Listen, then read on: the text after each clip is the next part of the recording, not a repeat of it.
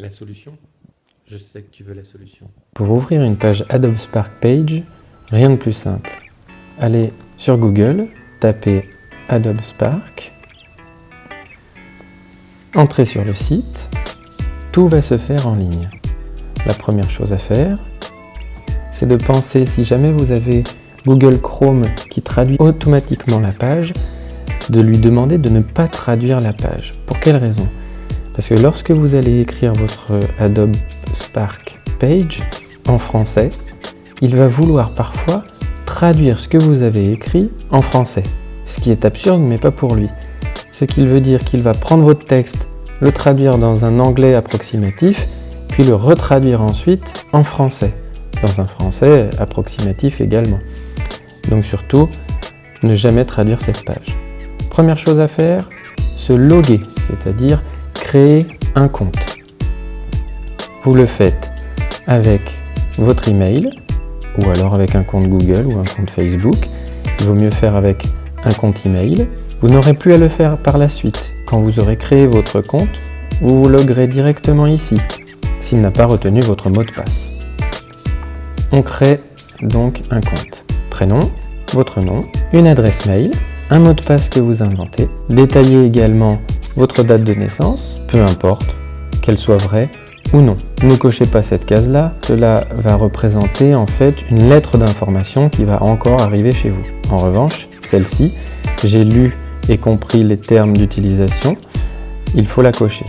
Et ensuite, vous vous loguez. Une fois arrivé sur la page Adobe, allez sur le plus. Il vous propose, chose qui n'est pas faite dans l'application Adobe Spark Page, pour la simple et bonne raison qu'Adobe Spark Page vous permet de créer directement une page et ne vous donne pas le choix de créer soit une vidéo, soit un poster. Ce qui nous intéresse ici, c'est de créer directement une page. Voici la première chose. Vous avez des thèmes de disponibles, ici, sur le côté, qui vont permettre de modifier la police d'écriture ainsi que les couleurs. Première chose à faire, ajoutez un titre à votre page. Votre sous-titre, vous pouvez mettre ensuite une image. Pour cela, deux choix.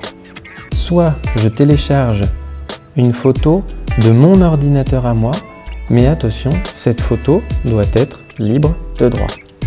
Soit je vais chercher dans leur moteur de recherche une image, et l'avantage, c'est que toutes les images qui sont proposées ici sont libres de droit. Je clique sur l'image qui m'intéresse, elle est automatiquement mise en arrière-plan. Je vais donc commencer à descendre, et à chaque fois que vous allez descendre, vous allez constater qu'il y a un plus qui va vous proposer à chaque fois les mêmes choses.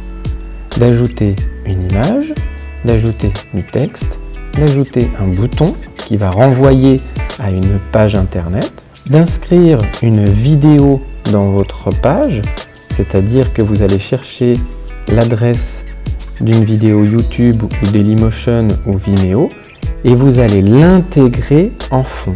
Vous ne téléchargez pas sur cette page une vidéo. Elle doit être postée à un endroit et ensuite, par son URL, vous l'intégrez directement dedans.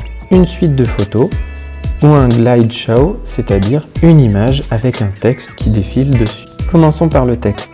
Pensez à mettre des titres et lorsque vous cliquez sur votre texte, vous voyez que vous avez les options de mise en page. H1 correspond à un grand titre, H2 correspondant à un petit titre. Et vous faites ça à chaque fois. Lorsque vous mettez une image, vous voyez qu'ici se présente l'image avec une légende.